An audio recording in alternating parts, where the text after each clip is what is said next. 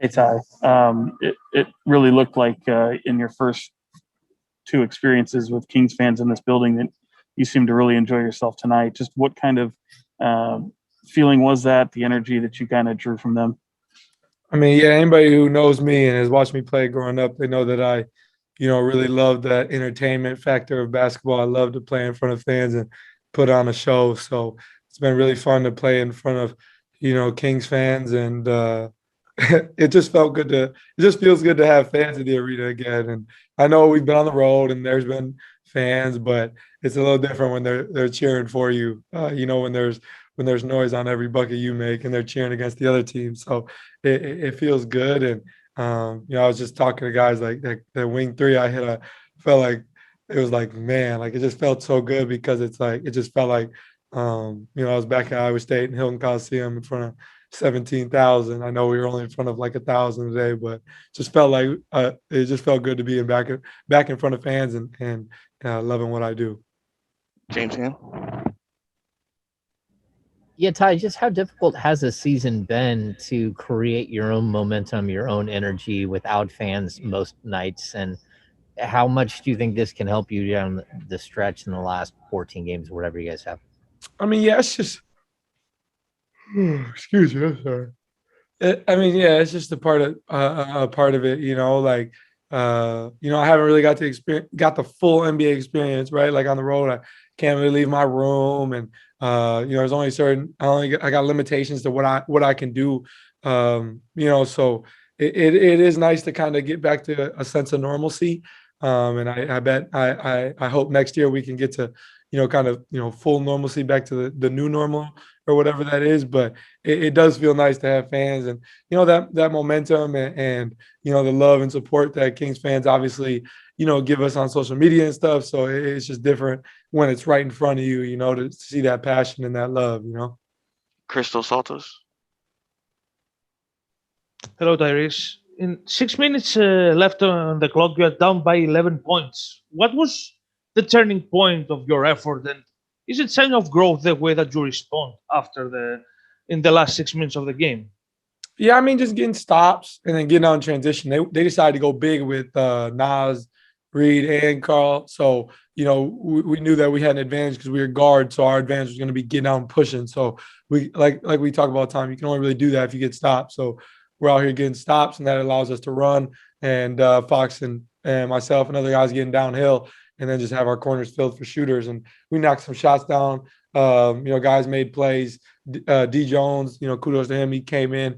His minutes have been down, and he came in ready to ball and made some big plays for us. So we were really good. We were really good down the stretch. Jason Jones.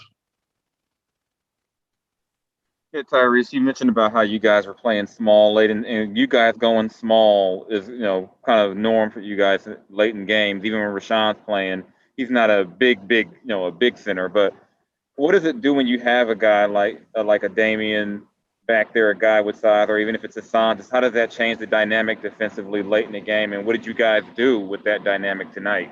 Yeah, I mean, it just I think our bigs understand the confidence that we have in them when we do play one big. We kind of allow them to dominate the paint, block shots, grab rebounds. Obviously, we're depending on them for a lot, but then that kind of tells us guards like, yo, we got to help out as well. We got to come in, crack down, box out, and help out down there. And like you said, we've been doing this, the whole year. A lot of times, our end of the game lineup has consisted of really, three and a half guards, whatever you consider HB, and along with Rashawn. So, we just kind of been used to this all year. So, just going with that. Jason Anderson. Hey, Ty. Nice game. The organization talks about building a winning culture, and Luke talks about winning habits. How important is it that you guys find a way to take steps towards those things, over these last X number of games, and what can you do to make sure you're taking those steps? Yeah, you gotta keep. I know it's cliche or maybe corny to say, but we got to get a little bit better every day, right? Like we got to come together and decide that the certain things are not okay.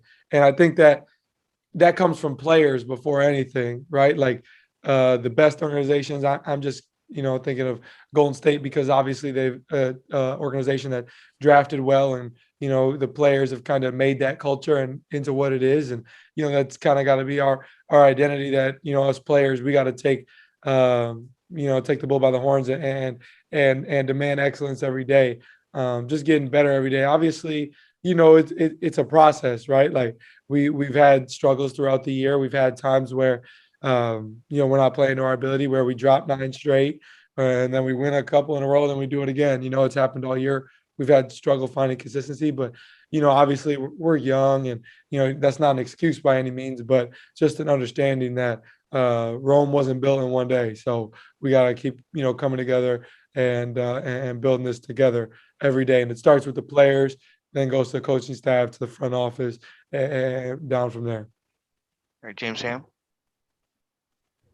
Ty, this is going to be your first big off season to figure a lot of things out, to work on your body and do all these things. But do you have a list of things like this specifically, where maybe you reach out to somebody like a Steph Curry and you have conversations about building culture and about what it takes to be a leader and what you need to do behind the scenes? I mean, all the vets that have kind of, really talked to me, throughout this season. There's definitely a lot of guys that I'll be in communication with. I think there's a lot of guys in the league who have, showed me some love during the season. So I'm definitely going to pick their brain. I feel like I always should, but that's obviously very important to me. So just anybody that's willing to have that conversation with me, who sees something in me, and I can go to, like, I'm just thinking of JJ Redick right now, just because of the relationship we have through the podcast, and all the he allows me to talk to him, text him, call him, whatever I got to about that. Obviously, he played for, he's been to the playoffs, for the majority of his career, so he understands what it takes. And then, just other guys, in the league, like Fred VanVleet and Damian Lillard, just guys who have pulled me aside and had those conversations. If they're willing to talk to me, that would be great to, kind of pick their brain. Okay, thank you.